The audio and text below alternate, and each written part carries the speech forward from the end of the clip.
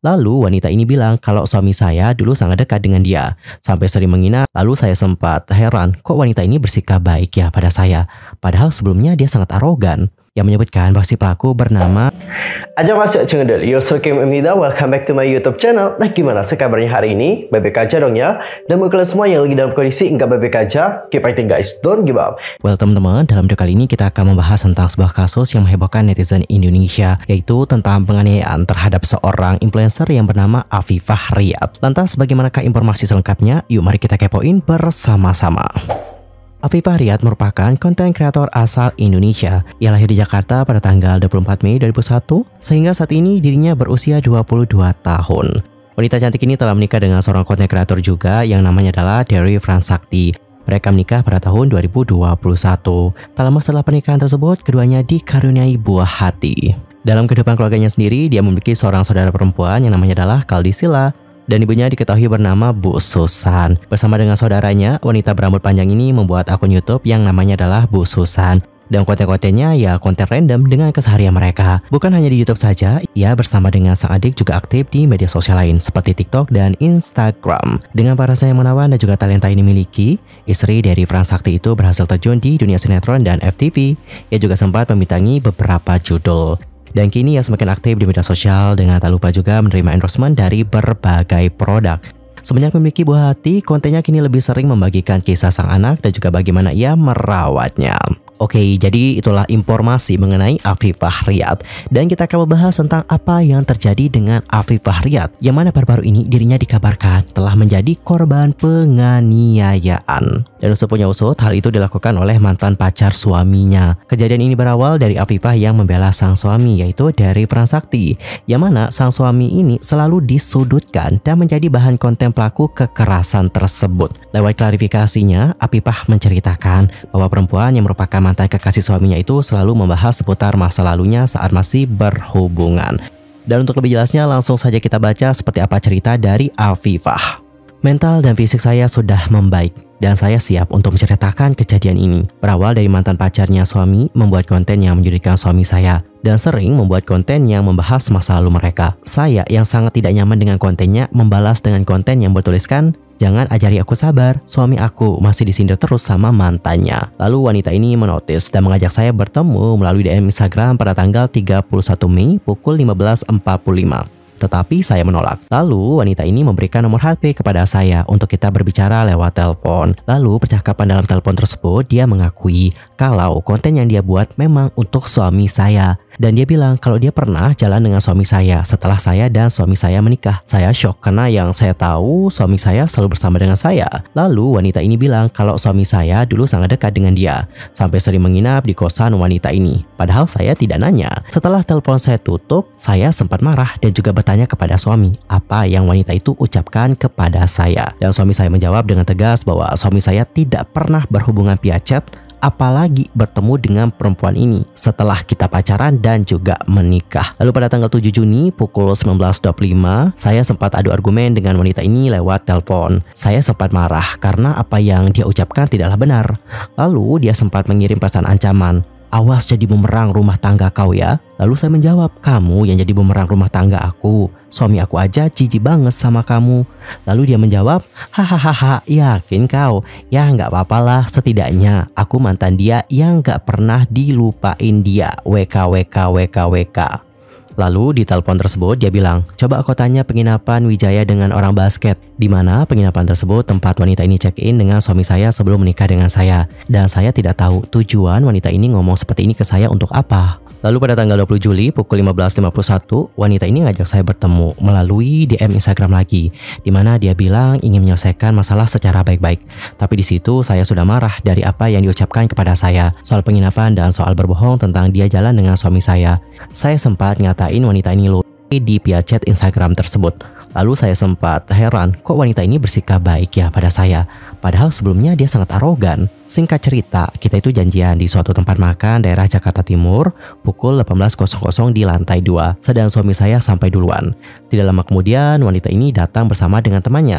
Saya tidak tahu temannya siapa. Lalu wanita ini datang dengan etika yang tidak baik.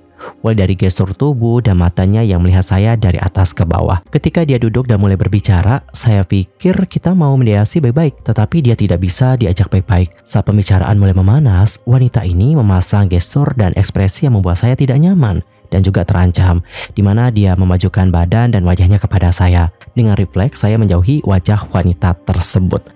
Setelah itu dia berdiri sambil berkata kasar, lalu menyerang saya yang sedang duduk dengan menjenggut saya sampai saya terjatuh ke lantai. Setelah itu saya merasa semua gelap dan kesakitan di beberapa area tubuh saya. Wanita tersebut menjenggut dan juga mencakar bagian wajah dan leher sebelah kiri, sambil menendang berkali-kali di perut bagian operasi sesar. Di situ saya merasa kesakitan di perut bagian operasi saya. Lalu saya sempat menggigit kaki sebelah kanan bagian lutut bawah, berharap agar wanita ini melepas jenggutannya dan berhenti menendang. Namun wanita ini tetap menjenggut dan juga menendang dengan membabi buta. Lalu saya juga sempat meraba dan menarik rambutnya sambil berkata untuk dia berhenti dan melepas jenggutannya dan tenakannya. Barulah di situ dia melepaskan jenggutannya. Setelah itu dia dipisahkan oleh beberapa staf restoran. Lalu saya dan suami berniat keluar dari restoran tersebut dan juga melaporkan kejadian tersebut ke polisi setempat, yang mana telah menyebabkan beberapa luka cakaran dan juga memar di bagian leher sebelah kiri. Terus luka lecet di bagian gusi, bibir atas, bibir bawah, dan beberapa memar bagian punggung sebelah kanan. Kemudian memar dan lecet pada bagian lutut kanan kiri. Dan yang terparah adalah luka sesar yang bengkak dan juga memar. Di saat saya ingin keluar dari resto bersama dengan suami dan staf resto, wanita tersebut sempat menyiram saya dengan air sampai mengenai luka-luka di wajah saya. Hari itu juga saya lapor dan saya visum nih ditemani suami, tante, dan polisi. Lalu saya melaporkan ke Polda Metro Jaya dibantu oleh mama, tante, suami yang menjadi saksi, dan kuasa hukum saya juga. Laporan saya diterima dengan baik. Keesokan harinya penyidik cek ke TKP, lalu 4 hari kejadian saya dipanggil untuk BAP, dan 2 hari setelahnya BAP saksi, yaitu suami saya dan staf resto tersebut.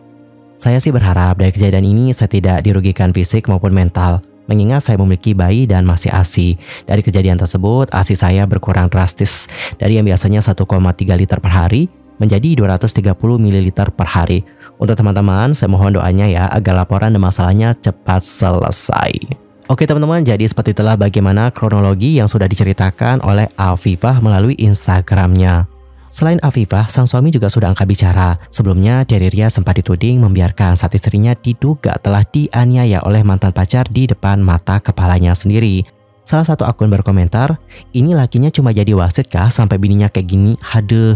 Menanggapi hal tersebut, Dery Fransakti memberikan penjelasan tentang bagaimana situasi dan kondisi pada saat kejadian itu. Di kolom komentar, Dery mengatakan, dari awal sebelum istri gue diserang, gue udah pasang badan kok. Ia juga menceritakan bahwa langsung berdiri pada saat pelaku melontarkan kata-kata kotor kepada istrinya. Namun, tiba-tiba pelaku menarik rambut istrinya dari arah samping, hingga mereka pun terjatuh bersamaan dengan meja dan kursi tempat mereka duduk. Dalam kejadian yang cukup berat dengan posisi terlentang di bawah istrinya, Dery itu diduga mendapatkan sejumlah penganiayaan seperti cakaran dan pukulan juga.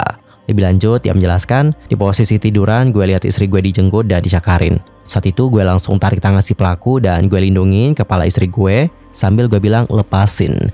Dery juga menambahkan bahwa pelaku sempat melakukan kekerasan dengan kaki ke perut istrinya. Pada saat bersamaan, ia sedang melindungi bagian kepala istrinya dari amuk pelaku sehingga bagian lain lolos dari perlindungan. Dan barulah setelah itu, pihak keamanan dan juga pelayan restoran segera datang membantu untuk melerai dan juga mengendalikan situasi. Akan tetapi, si pelaku semakin menjadi-jadi nih dan juga menyerang istrinya hingga mereka kesulitan memisahkan kedua perempuan tersebut. Bahkan setelah keadaan cukup terkendali dan juga pelaku serta Afifah bisa dilerai, Dery dan istrinya berniat meninggalkan restoran dan menuju area luar. Namun lagi-lagi si pelaku melakukan hal yang sangat tidak terpuji dengan menyiram air ke istrinya yang juga mengenai dirinya dan pelayan restoran. Dan pernyataan yang sama juga sudah diungkapkan oleh Afifah. Dalam Instagram story-nya, dia menjelaskan tentang bagaimana sang suami berusaha untuk melindungi dirinya. Namun sayang, si pelaku ini terus menyerang dengan membabi buta. Dan usai kasus ini viral, berbagai narasi beredar di berbagai media sosial yang menyebutkan bahwa si pelaku bernama Regin Azlah. Sontak, akun media sosialnya ramai dengan berbagai komentar negatif dari warganet yang menggeruduk medsos miliknya. Dan mengenai tuduhan yang sudah dilontarkan kepadanya, hingga sekarang Regin Azlah belum memberikan klarifikasi. apakah benar dirinya yang melakukan hal tersebut atau bukan dirinya yang melakukan hal itu. Lantas guys, bagaimanakah pendapat kalian tentang hal yang satu ini? Nanti langsung aja ya, sampaikan di kolom komentar. Ya, kita doakan saja semoga kasus ini dapat segera selesai dan pelaku dapat diberikan hukuman yang setimpal. Karena pelaku tidak hanya mencederai fisik saja, namun juga mencederai mental dari korban. Jangan lupa cinggu, gimana pendapat kalian tentang hal yang satu ini? Langsung saja sampaikan di kolom komentar. Sekian aja untuk hari ini, aku mohon maaf kalau ada kesalahan baik dalam ucapan, sikap, tindakan, dan sebagainya. I'm so sorry. Dan mungkin ada kesalahan informasi, jangan suka-suka untuk koreksi aku dengan cara komen di bawah. See you next time di video berikutnya. Thanks for watching. Annyeong, kamsahamnida. Goodbye.